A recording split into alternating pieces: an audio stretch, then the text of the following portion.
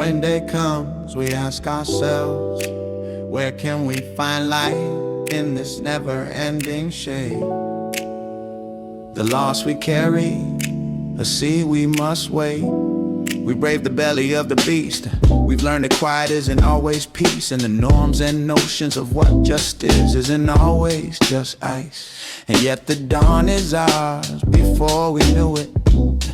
Somehow we do it, somehow we've weathered and witnessed a nation that isn't broken but simply unfinished. We the successors of a country in a time where a skinny black girl, descended from slaves and raised by a single mother, can dream of becoming president only to find herself reciting for one. And yes, we are far from polished, far from pristine, but that doesn't mean we are striving to form a union that is perfect. We are striving to forge a union with purpose, to compose a country committed to all cultures, colors, characters, and conditions of man. And so we lift our gazes not to what stands between us, but what stands before us. We close the divide because we know to put our future first. We must first put our differences aside. We lay down our arms so we can reach out our arms to one another. We seek harm to none and harmony for all. Let the globe, if nothing else, say this is true, that even as we grieve, we grew. That even as we hurt, we hope, yeah.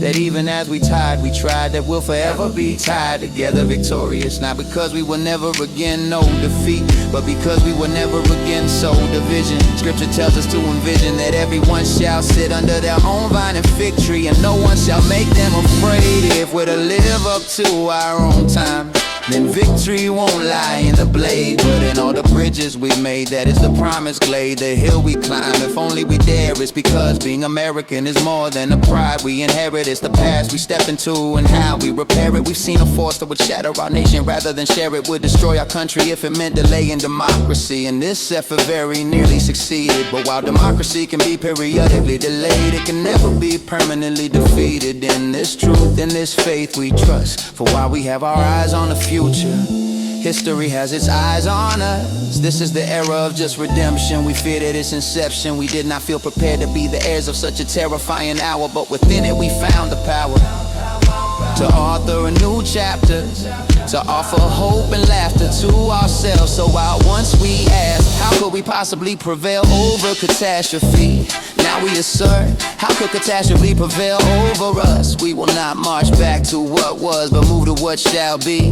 A country that is bruised but whole, benevolent but bold, fierce and free. We will not be turned around or interrupted by intimidation, because we know our inaction and inertia will be the inheritance of the next generation. All blunders become their burdens, but one thing is certain: if we merge mercy with might and might with right, then love becomes our legacy and change our children's birthright. So let us leave behind a country better than the one we were left with. Every breath from my bronze-pounded chest, we will raise this wounded world into a wondrous one. We will rise from the golden hills of the west. We will rise from the windswept northeast, where our forefathers first realized evolution. We will rise from the lake-rimmed cities of the midwestern states. We will rise from the sun-baked south. We will rebuild, reconcile, and recover in every nook of our nation and every corner called our country. Our people, diverse and beautiful, will emerge battered and beautiful. When day comes, we step out of the shade, aflame and unafraid.